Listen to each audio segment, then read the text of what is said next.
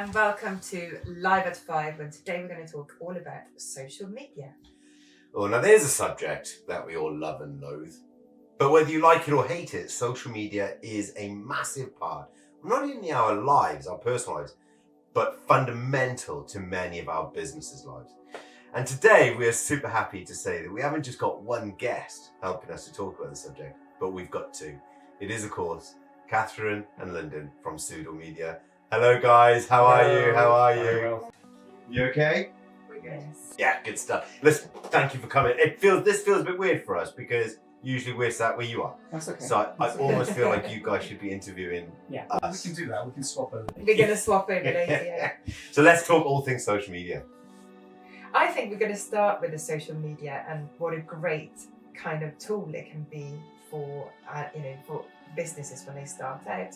I know that both of you have got journalists sort of careers, and you've been in that space for a very long time, and you know the ins and outs of that. But if we stick to the social media aspect today, what are the things that you would say you would kind of look at do you need to be on all the channels? Do you need to, what's the sort of things to look out for in your eyes?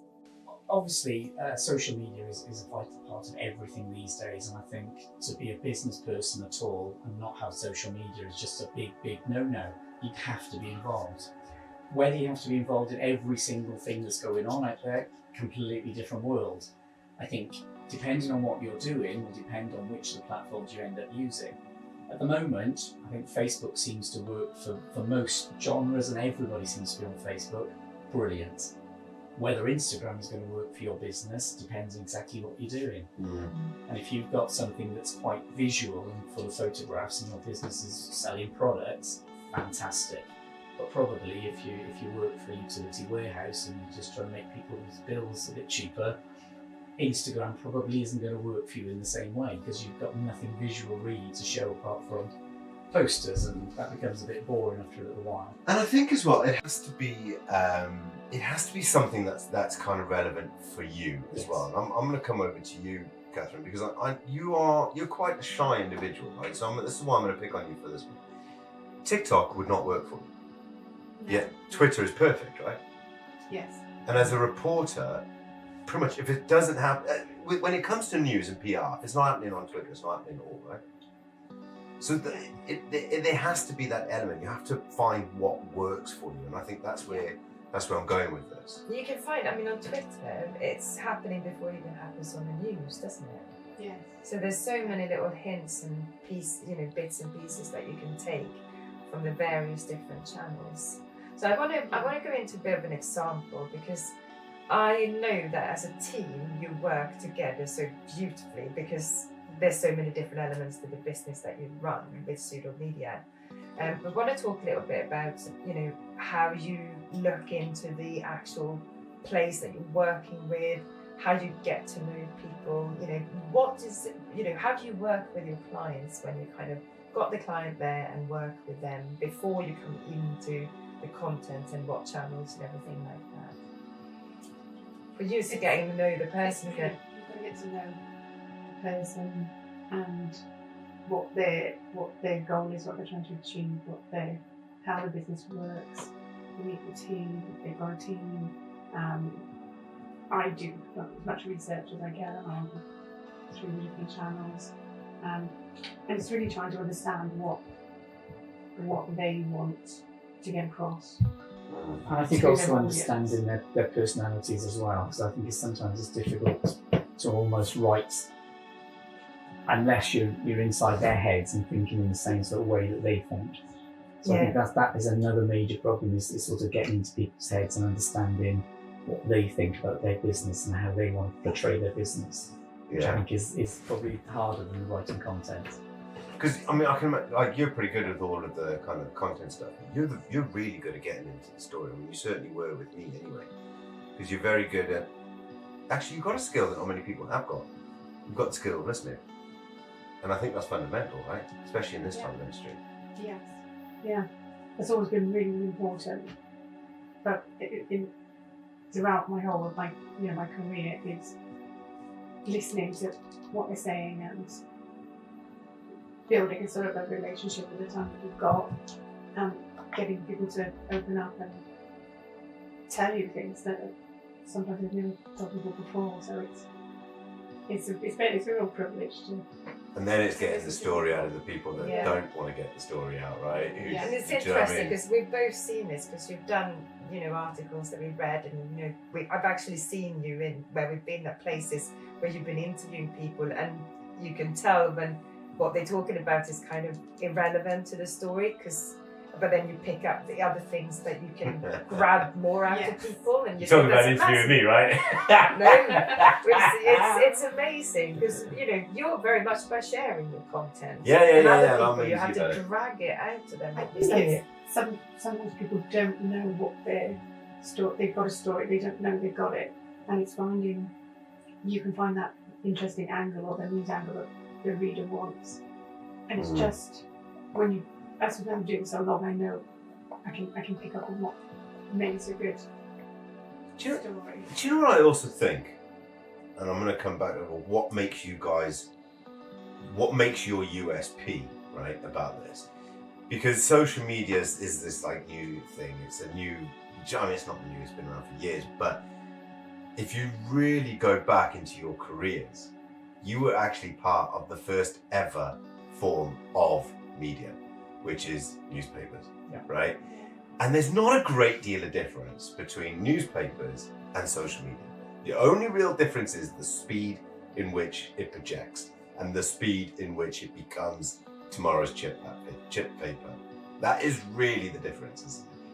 Yeah, I think back in our day, news obviously took a little bit longer to get out there, whereas today it's out there straight away, and as soon as somebody's done something or seen something, most people seem to know about it really relatively quickly now, as opposed to us sort of rushing to get news out tomorrow, today, tomorrow. Yeah. 5 minutes ago. Yeah. So what would you say, right? Okay, so we've only got a couple more minutes left, but when you're looking at social media and people are looking into their social media, right? What is there a pattern that they need to be thinking about? Is it like, so I try on my social media, for example, I'll go, right, I need to have one with text, one with a picture, and one with video. And I try to kind of shake it up a little bit. Am I on the right framework? When people are thinking like this, are they in the right ballpark? Yeah, I don't think everyone thinks as sort of forward as you do, I think. And I think there's a lot of people tend to stick to one thing and one thing they like doing. I mean, obviously making videos isn't everyone's cup of tea. Not everyone can do it. Not everyone feels comfortable doing it. Most people feel that they can do lots of little texts.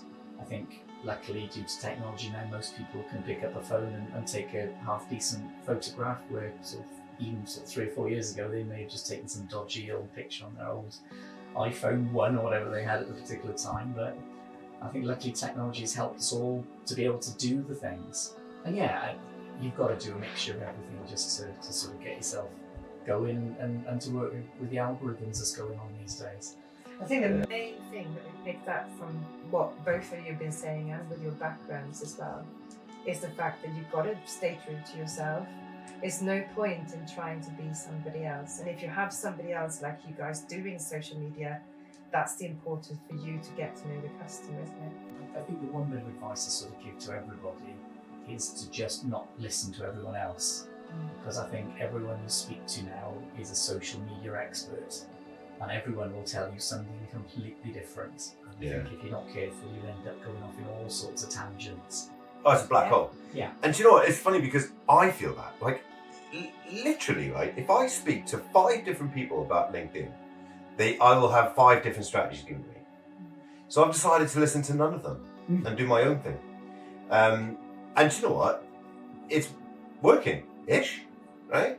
But like, I've figured out a way of getting my own audience and speaking to them, and I'm doing all right. So it doesn't necessarily, it's not a hard and fast rule, is it? No, I think it's like anything in life. There's always some so-called expert who will sell you information or tell you things that to make money at the end of the day, and it might not necessarily be exactly what you need or what you want to help with your business. And I'm going to say this as well to end the show. You can have the best strategy in the world, but if you've got rubbish content, it doesn't matter. Unless your content is true to you, people want to read it, it's authentic, you're wasting your time. So if you do want to know more about social media, and you do want someone that will be able to explain it to you in a format that is simple, then the people you need to speak to is Sudol Media, and they come with my recommendations. So, guys, if someone wants to find you and track you down, how can they do so? It's on our website, www.sudol.co.uk. Yeah, you remembered it. And we're on Facebook and Instagram and Twitter at the moment as well, and individually on LinkedIn. Fantastic, that's brilliant. So the last I've got left to do now is to thank my amazing, beautiful co-host Charlotte, and of course our wonderful 2 guests, Catherine and Lyndon. Thank you very much. Take care.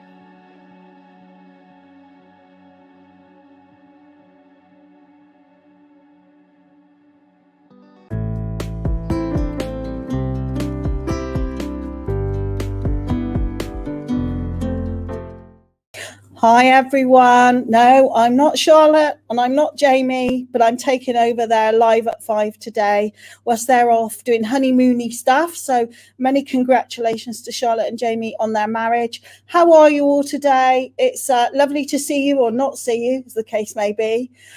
Today's theme is back to school. And you'll know if you run your own business of any kind that every day is a school day, isn't it? We're always learning all the time. I always think that you should just be giving up. If you're not learning, you don't enjoy learning. But I've got 2 marvellous guests today joining me. So I'd like to welcome to the stage Fiona, who is an author and an author of children's books. So Fiona, welcome.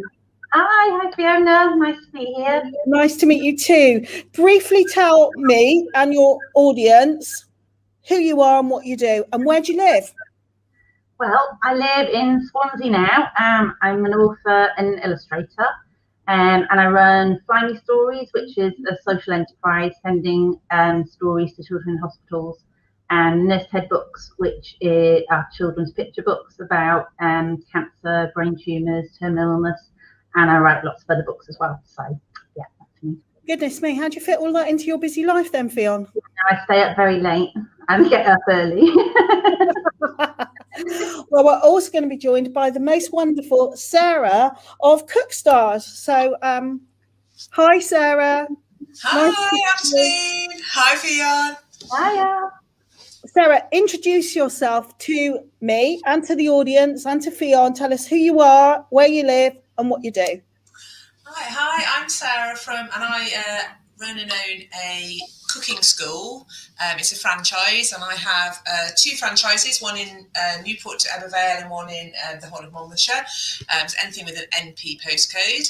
I live in Cwmbran, but currently I'm in Pembrokeshire. So for people who've joined me before and think, gosh, she's had a whole kitchen done. No, I haven't. It's just a different kitchen.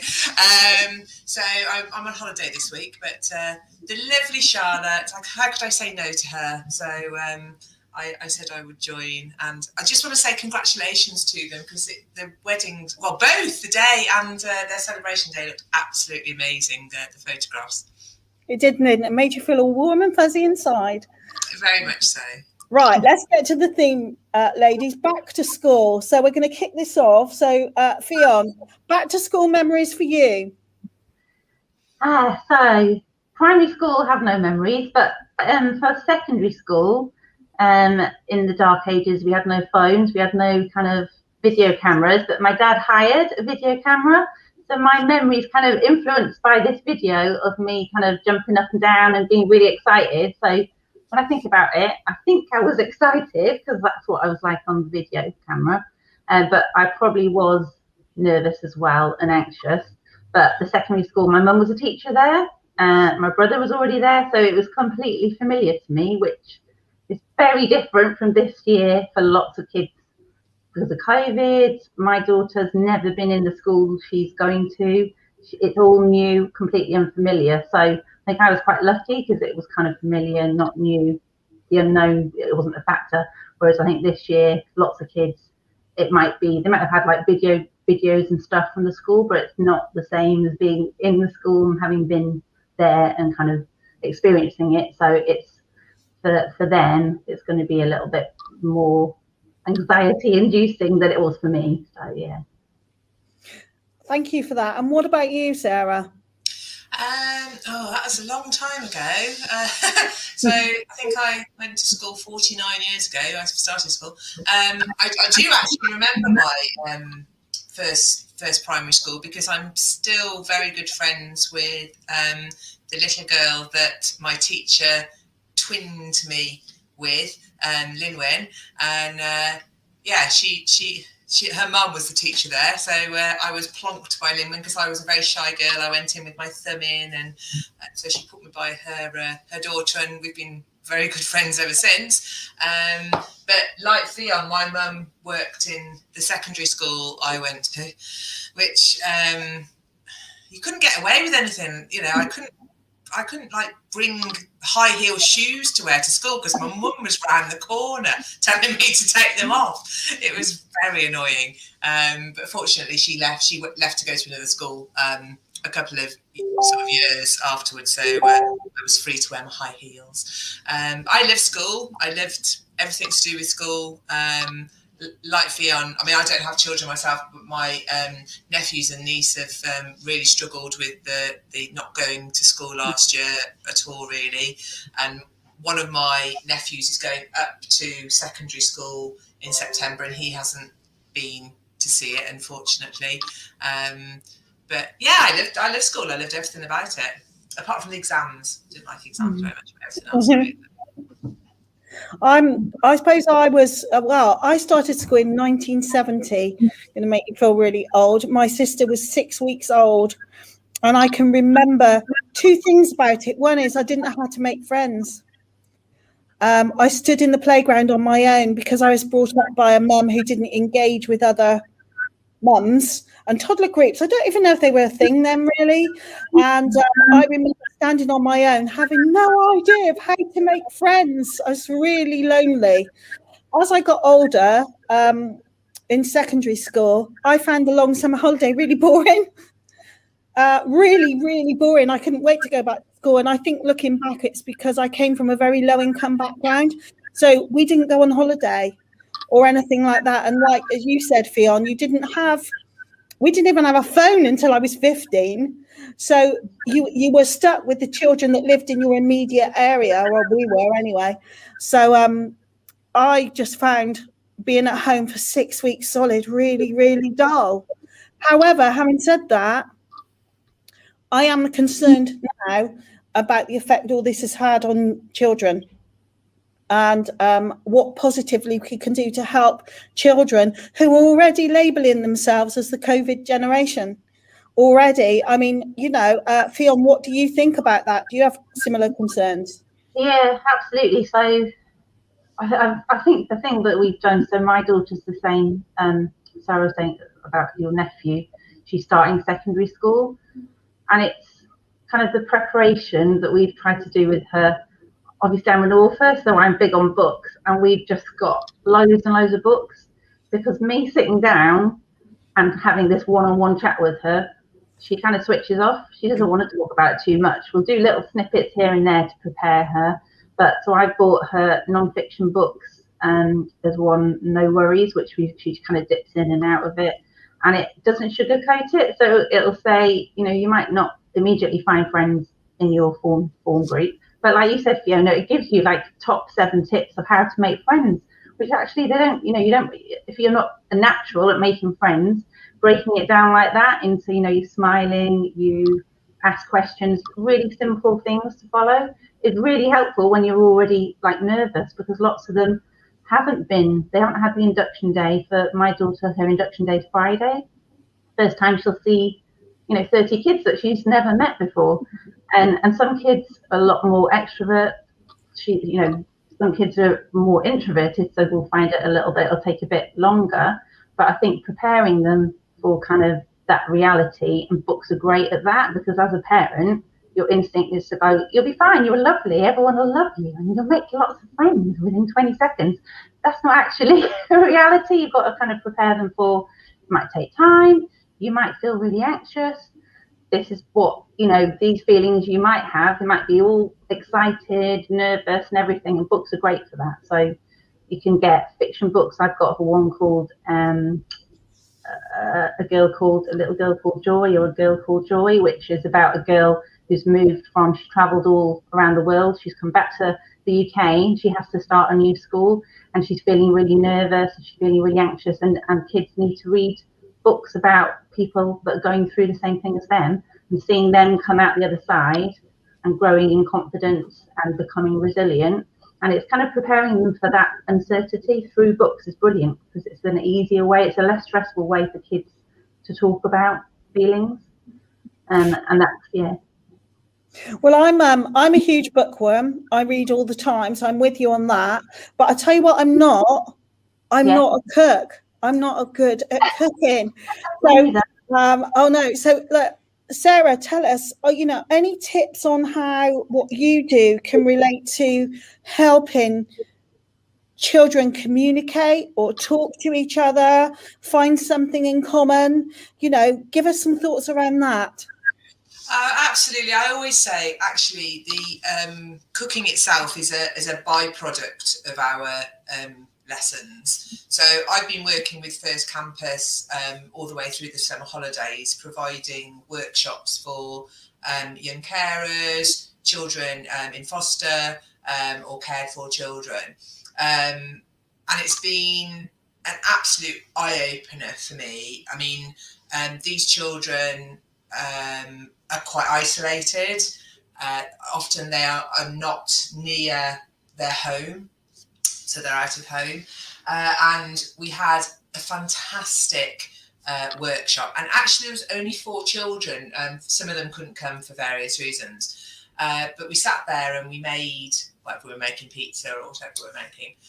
But that was actually a byproduct. The beauty was the communication. So there was 2 17-year-olds. Now, usually my experience with the older ones are they're not going to communicate with people they don't know very well. But these 2, literally, they just were communicating and having a fantastic conversation. I didn't understand half of it, obviously they're 17, but it was an amazing thing to witness. And afterwards, I took one of the young men aside and I said, what have you enjoyed about today? And he said, I loved, because we ate the pizza afterwards as well, because we just had time. So he said, I loved making it and eating it. He said, but what really touched me was I haven't spoken to anybody really for the last 14 months. I've spoken to people online and I have a whole life online, but I haven't really had an eye-to-eye conversation with anybody. And I'm going goosebumpy just thinking about this. And he said, and it actually made me realise how much I missed having a conversation. And it was easy to have that conversation because we were doing something, we were cooking. So actually that took the pressure of having a conversation, because the conversation was there. What pizza topping do you like? Or do you have Domino's? Do you go out to Pizza Express? So all of that sort of conversation starters were just there, ready. And that I think is an absolute byproduct of what we do. And a lot of the parents of our little ones, so we do from two right the way to 17. So the little 2-year-olds, a lot of them say their communication skills suddenly really skyrocket once they've started doing the I've just seen what Tammy's written there. Hold on, I'll have a think about that, Tammy. Yeah. So yeah, they just skyrocket because they're having a conversation with children and adults in the room at the same time. So Tammy's just asked about healthy lunch boxes. So I don't have children myself. However, I've had loads of conversations with parents about lunches because it's a huge conflict sometimes, because if they don't want to have school dinners, they want to have a lunchbox, but they don't want to have what the school think are healthy. My sort of advice is to ask them and get them to do it with you. So things like cut up vegetables, so your carrots, celery with a little bit of a hummus dip, or they can make their own. So once they start making it, they'll start eating it. Cut up grapes. So even little ones can do the cutting. Get yourself a a child safety knife, so you don't have to worry about it. And they can cut it all up themselves. You know, lots of vegetables, loads of colours, eat the rainbow, you know, all of that sort of things. But get them to do it, not first thing in the morning, obviously, because that's far too stressful. But the night before, it can be their sort of thing to do before they go to bed, is to cut up all the vegetables, get them all in the lunchbox, ready for the next day. And then, you know, the pride that they're going to have that they have made that. It's the same with sandwiches. You know, they can make their own sandwiches, cut them out into shapes, you know, all of that sort of fun things. So you're not giving yourself a huge amount of extra work, because you don't want to be doing that at 7 o'clock in the morning. Feels like that, please. Chopping up shaped sandwiches at 7 in the morning is not happening in my house. Also, my hint is never look on Pinterest or TikTok on these people that do these ridiculous lunchboxes for their children. Just don't do it, because they have lots of time on their hands. Do those perfect parents really exist? Fiona, what are your lunchbox tips? Do you ever do lunchbox for your children? I do, but to be honest with you, that's what Sarah just said. It's getting them to do a little bit. It's the only way that they'll eat something healthy. Otherwise, they'll want, you know, bad things in their lunchbox. We do kind of half and half, so they have school dinners half the week and then lunchbox half the week. But it is like the night before, just getting them to do things like hummus. They love hummus with breadsticks and stuff like that, and chopping up the cucumber and stuff. It just so they're a bit more involved. So yeah, but definitely the night before, not in the morning. The mornings in our household, I'm dreading it already. Next week it's like, and we've just got a new puppy as well, so the thought of 2 dogs, 2 children, and getting out of the house by a certain time is literally filling me with dread. It's going to be hectic. Well, my youngest is 14, and I can tell you the preparing your own lunchbox by the time you're 14 doesn't even happen the night before, not without causing major stress in the house. Though I have to say, at David's school, actually they give you far more healthy choices. You are not allowed to buy chips every day, because a lot of young people will default to that. But what you have to remember is, as they get older, I mean, I don't know what it's like in Wales with the rules. They leave school, they leave the grounds, and you know, if there's a snack shop or somewhere close by, I think it's much harder to manage. So if early, when they're young, you get them used to doing this and eating those types of foods, then they're less inclined to do that later. And I'm not sure I've won on that battle. You'd have to speak to my kids, but one of my oldest, who's 21 now, I call her the salad queen, because she eats salad all the time. That's good. You know, yeah, but I'm not going to take credit for that. You know, I'm not going to take credit for that. I am not at all I love the idea, though, of making lunchboxes a social event with your kids.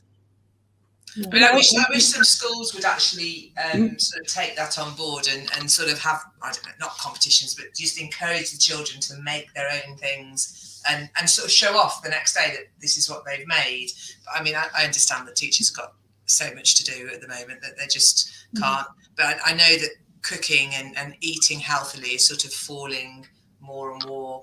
I totally agree with that. At secondary school, you've got this to come, Phil. Yeah. Well, one of the inductions in my daughter's secondary was that, though. They had to kind of prepare, what was it? Cake, something. I'm really bad at baking as well, like really bad. And one of their induction activities to try and get them kind of, you know, involved in the school was to kind of make a cake for something. I can't remember what it was, and the cake we made was absolutely awful. But I quite like that getting them kind of involved in something fun, something everyone can try, even if you're rubbish at baking like me. So yeah, it's good. So hopefully there'll be more of that when they start. All you've got to do with baking is just literally follow the recipe exactly, and you'll be absolutely fine. But yeah, that's why I'm really rubbish. So I see the recipe and I'm like, oh, just add a bit of that, add a bit of this, and then it doesn't work out, and I'll just add, I don't want to wait that long, so I'll just put the temperature up a bit. Baking is a science. Baking is a science. Cooking is you can add it. Baking is an absolute science. Oh, I discovered that, and on holidays we went to visit my friend. She made the most beautiful 11-year-old red velvet cake, but it was kind of a chemical thing she was talking about, how something reacts with something, and it was like a science, and this was like an amazing 11-year-old making something gorgeous. So, yeah. Fabulous. So I'm conscious that we've managed to talk through quite a lot of time. So Fiona, how can people engage with you if they're interested in what you do? I mean, give us a flavour of the different services you offer and your books. So my website as an author is fijones.com. So I write books that tend to be kind of, I hate the term, but issues books. So things like how to talk about cancer, brain tumours, like serious illness. I've got one book coming out about, it's called School for Everyone. So it's about different social issues that affect primary school age kids, but also year 8, 9. And a book coming out in October about sibling bereavement. So it's those kind of topics that are quite hard to talk about, and it's using books to help children talk about them and help adults talk with their children about them.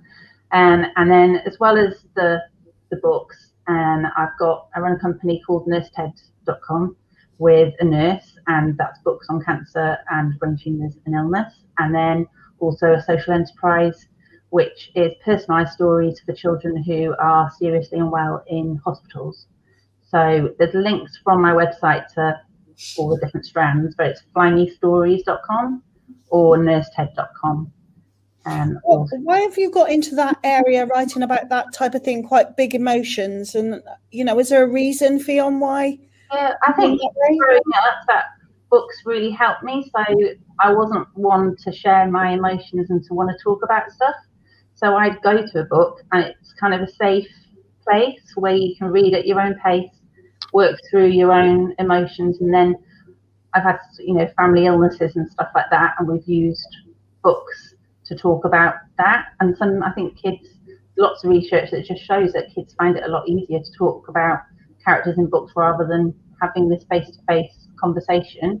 And because it's helped me in the past work through stuff, and that's why I've kind of gone on that route. And as soon as I started doing the Nurse Ted, you just see how much it's needed, and people say how much of a difference it makes, and it's just books, but actually for some people, without the books, they feel really alone, they can feel really isolated. So for lots of people, the Find Me stories is kind of a completely opposite. It's complete fantasy stories, but actually it makes a difference because for 5 minutes they're not in the hospital room and they're just not thinking about what they're going through. And it's just, I think as soon as you start doing something like that, you see it's making a difference. That's why you carry on doing that. And what about you, Sarah? How did Cookstars come into your life? How's that come about? I was working corporately. I've worked corporately for 35 years as a trainer for learning and development, and that was feeding my bank balance, but wasn't feeding my soul. Then very sadly my mum died, and I turned 50, and I got married, and I was like, right, let's feed the soul this time, and wanted to find something to do. Came across Cookstars as a franchise, went to the Discovery Day and lived it, bought the Newport one, and then literally about 6 months later I gave up my corporate life and went full-time doing the Cookstars, which is fantastic until COVID last year, and it was just like, stop. But now from June we've been back in the classroom, which is fantastic.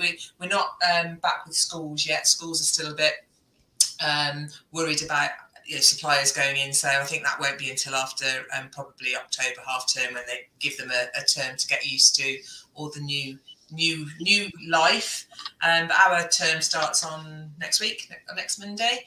So we've got lots of venues. I also work with Bernardo's in 3 different places. I work with First Campus, as I said, and also quite a few different community groups.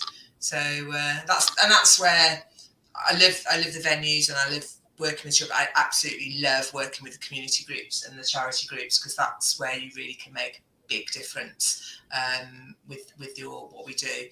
So yeah, it's going to be a busy term up until Christmas, I think. So it's always good. Keep me busy, keep me out of trouble. And yeah, hopefully get some more projects on the go. I like doing a bit of collaboration as well. So I collaborate with a few of the other children's activity providers as well. So I think I've done one with Kids Lingo. We're hoping to do one with a few other providers as well, which is always good fun.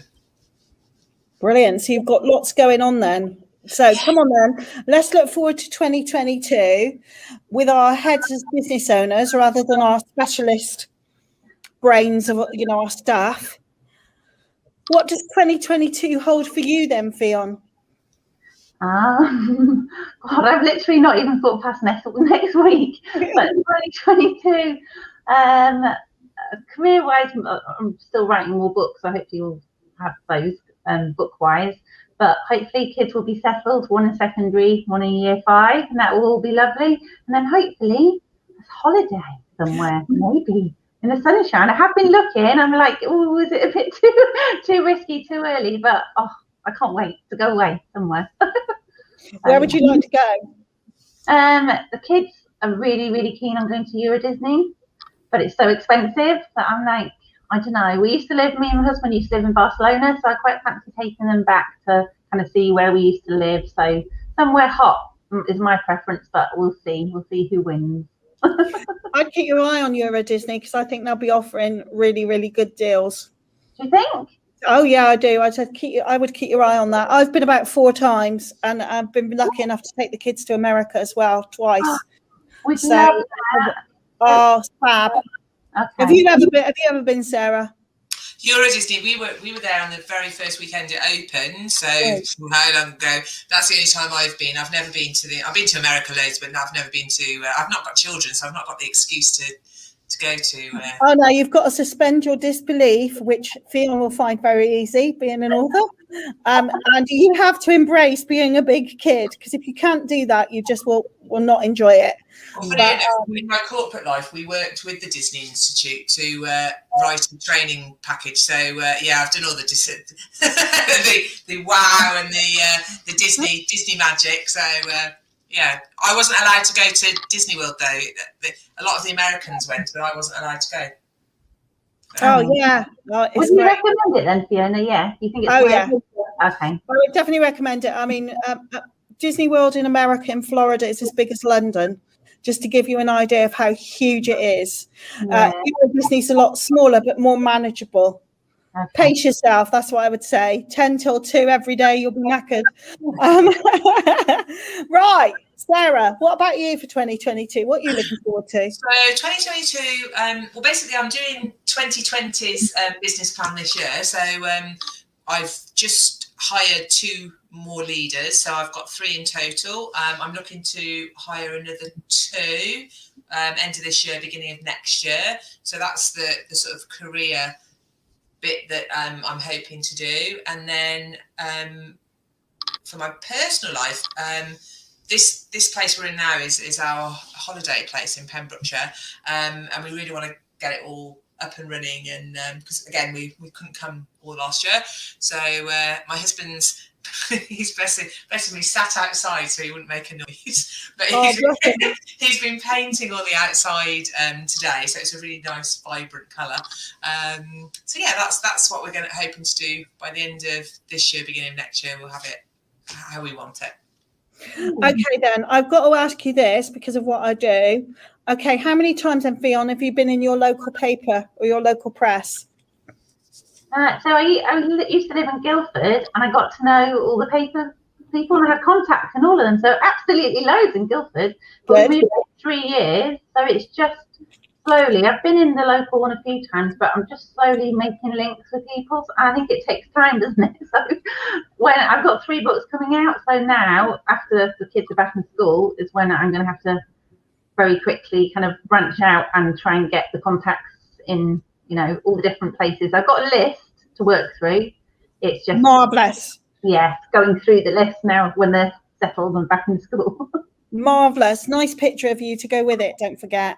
Okay. With your books, that's important. And what about you, Sarah? Do the local media know that you exist, that your business exists? Yeah, local. Yes, I've been in the local ones a couple of times, but sort of go local, etc. I work with them. I've got their children in one of my classes, so Marvellous. we work together quite a lot. And I'm hoping to be on the television the week after next. But we're just working it out to do a cookery slot. It's on a children's programme, so. But I do need to work on that. I have to say, I'm not great at self promotion. Oh dear. Well, if you're running a franchise, you've got to be. And all these lovely people that are coming into your sphere of influence to be leaders. You've got to get involved with your local press. We're all right as local press journalists, you know. We want to know your stories. We are intensely nosy. That's what you've got to remember. And while we might not run every single story, like you've got 3 books coming out, Fiona, we might write about one, or you might have, 3 leaders, but we might only write about one. Sarah, keep in touch because we love all that. We're just nosy. So anyway, we've almost done our half an hour. Thank you so much, ladies. I'm going to quickly go around and get you to let people know how they can get in touch with you. And then I'm going to say, shameless plug, but for you 2 ladies too, on Facebook, I run a group called Fiona Scott's PR Tribe. There are journalists like me who sit in that group and we tell stories about people and we share a lot of stuff for free. If you're Fiona, if you're Sarah and you'd like to join, please do. Say I sent you. If you're watching this now or any kind of replay and you want to join. Right, Fiona, how can people contact you? Easiest way is through your website. So www.ffijones.com. And that has links to all the books and all the different websites on that central place. Marvellous. Sarah, what about you? Easiest was 2 easy ways. One through See No Bounds. I'm a member, so all my details are all in the directory for See No Bounds. And also my Facebook is probably the most active. So it's Cookstars Newport to Ebervale, all one word. It's quite mouthy, but that's the only way we could do it. And yeah, all my details are on there. Marvellous. Ladies, thank you very much. I'm about to leave the studio, so you can leave the studio too. And soon Jamie and Charlotte will be back, and we hope they have a marvellous honeymoon. But thank you, ladies. Bye. Thanks very much. Bye. Bye. The value of See No Bounds is fantastic.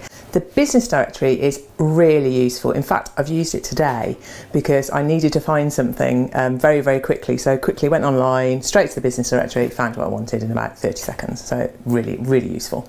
I would recommend See No Bounds for every business, whether you're a small business just starting out or you're established and you've been going for quite a while. You'll find something that will help you. The support that Charlotte and Jamie have given me has been amazing. My business last year, I had to stop basically because I'm very face-to-face in venues, and they gave me a platform in order for me to do some online cooking with them, which was fantastic, and actually started me doing some Zoom ones for my classes as well.